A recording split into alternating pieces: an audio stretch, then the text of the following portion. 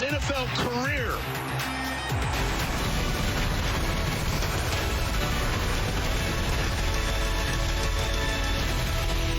Plenty of fireworks here tonight. We saw this one, Melvin Gordon with the 43-yard touchdown, one of his 2 touchdowns on the night as the Broncos, they get their first win of the season, 37-28. Welcome in, everybody, to Total Access, brought to you by Farmers Insurance.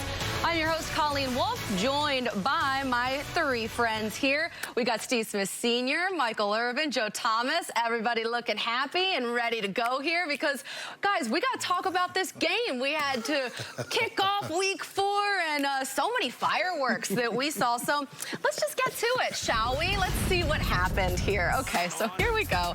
Sam Darnold, the Jets, well, hey, they were the only team not to lead in an NFL game coming into the season, but that would change right here. Sam Darnold somehow avoids getting sacked, breaks the tackle, runs 46 yards for the touchdown to get their first lead, 7-0. Irv.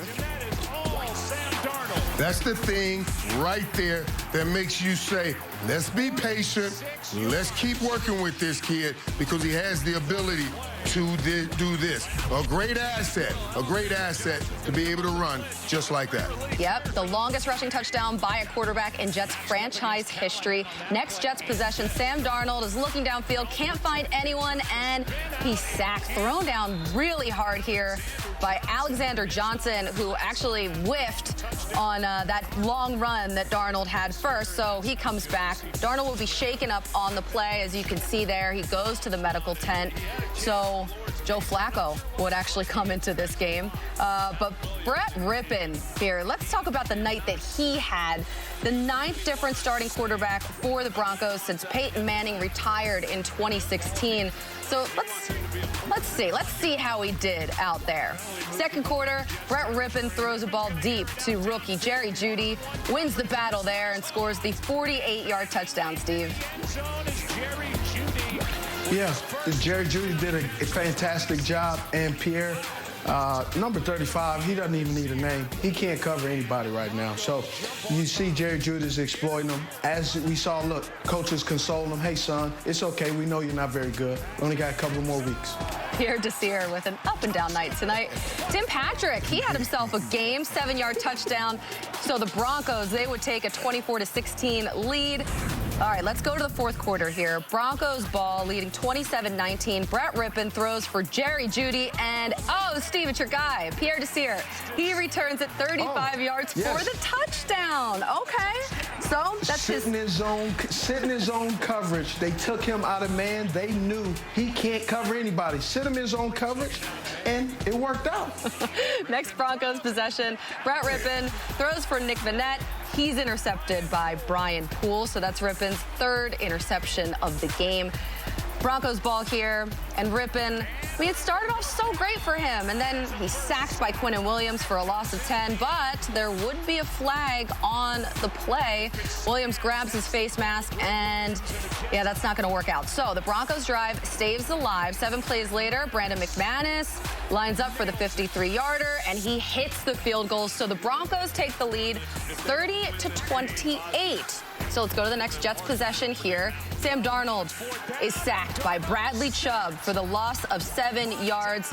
This would really seal the game at this point. You can see by the looks on Sam Darnold's and Adam Gase's face there. Next Broncos possession, Melvin Gordon did his thing. 43-yard touchdown for the Broncos, and they would go on to win 37-28. Here's Bradley Chubb with Aaron Andrews after the game. Bradley, we talked about this week the pressure coming in. 0-3, a new quarterback, you yourself, you're not playing like you wanted to. 2.5 sacks. How'd that feel? Felt amazing. It just felt good to be back out here and get in the win column. You know, we've been down. We've been up 2 points, and the offense drives and kicks a field goal. We'd lose the game for like 2 years now. So it just felt good to get back on the winning side of that situation. So, I mean, it's amazing. I'm glad I played good to help this team win, but it's on to the next one. You told me, you know, this defense had a lot of pressure on them because you wanted wanted to help Brett Rippon. What were you guys saying on your side of the ball about the way the quarterback played? We were just trying to stay positive, and then Brett had a couple interceptions in that, but we just wanted to rally behind him as much as we could and help him pull out his first win. What do you think about the licks he was taking down there at the end? Yeah, I mean, it was crazy, man, but hey, he's strong. He stood in there. I know you saw him on the lead block with Mel, so he's one of those guys. He's tough. He played scout team safety last year and stuff like that, so I got a lot of faith in Rip, and I'm happy he did good today. Good to see a smile on your face. Congrats on the big night. Appreciate it. Thanks. Yeah, you too. Thanks. All right, so that was Bradley Chubb there. Here was Brett Rippon's night compared to Sam Darnold's. Now, Rippon, he started the game on fire and then ran into some issues, of course. But just looking at the touchdown to interception ratio, I mean, 0 for Sam Darnold, not including that rushing touchdown that he had. 2 for Rippon, 3 interceptions, though, in the game. Of course, Adam Gase now starts 0-4 for the 2nd straight year, and he's getting a ton of questions about his job security. Let's listen to him now. Adam, what would you say to fans who don't want to see you be the coach of this team past tonight? I know we're working to get this thing right. I mean, I'm not happy about this. I mean, I know we can play way better than this. I know we can not beat ourselves and do the things we're doing. Adam, when you look at 6 personal fouls, is that a lack of discipline? Really, it's just decision-making. I mean, we got to make the right decisions. I mean, we can't keep doing the same thing over and over and over again. The roughing the passers has been a problem all year, though. It's not something that... I mean, it's we either need to put different guys in there, or we got to look at as many options as possible as far as what we need to do to get that corrected. Adam, you're now 1-11 in the first half of the seasons. I mean, you know that stat. And what gives you the confidence that you're the right coach to lead this team back to relevance? Well, this is what I do for a living, and this is what this coaching staff does. I mean, this is the adversity of the NFL. So a rough night and a rough season so far for the Jets and Adam Gase. At this point, Steve, where do they go from here? What hope can you give to Jets fans? Well, the real question is, what is the blueprint? There is a problem. However, the organization must decide who or what is the solution to get where they want to get. And I'm not going to sit here and sit in my office and say this is what they need to do, but obviously they do have some talent. But then they have some areas where they don't have talent. So they have to decide and have a plan that is more than just drafting someone in the first round, because you get some of the players that you have that are really good players, and then you have some that are not, and they have to decide who should stay and who should go, but also the process in which how they evaluate some of these players. Some of the guys that they have through free agency, they should have never got them. Not for the state of where this team is. And so that's the biggest thing, and knowing Coach Gase and knowing how passionate he is, knowing that he isn't in there going, hey, how can I screw this up? I feel bad for him sitting there taking a hammering by the New York media, rightfully so, but you know that he wants to be a very good team. He wants to be an excellent coach, and unfortunately, it's not happening right now.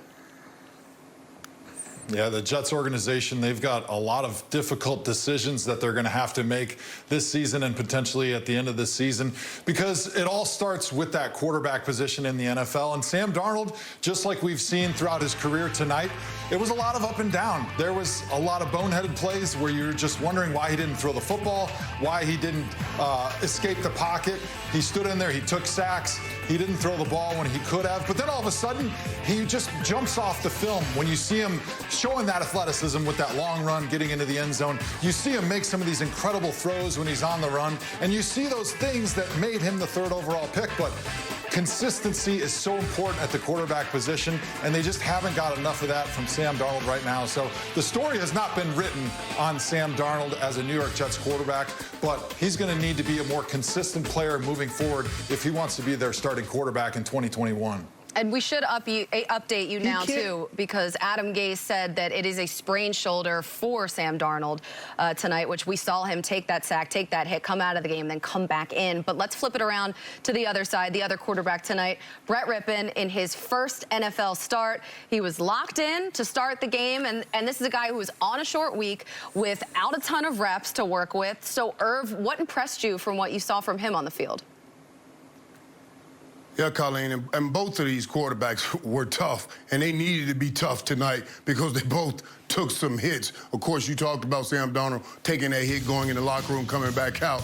But Brett Rypien, he took some hits, too, all night long, and he stayed in the pocket when he needed to and made some great throws, delivering passes through 242 yards and 2 touchdowns. This beautiful strike to Jerry Jeudy right here, giving him the opportunity to go up and make a play.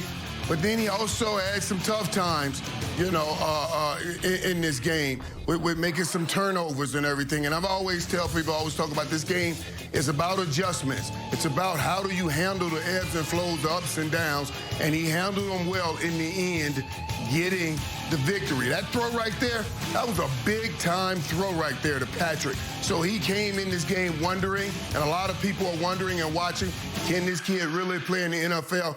I think he answered the question, absolutely he can play. He needs more time to keep developing, but absolutely he belongs in the NFL. I think for sure we saw those flashes tonight. I mean, I think that Twitter was exploding over just the way that Rypien was able to be in rhythm and have such accuracy until he didn't, of course, with the 3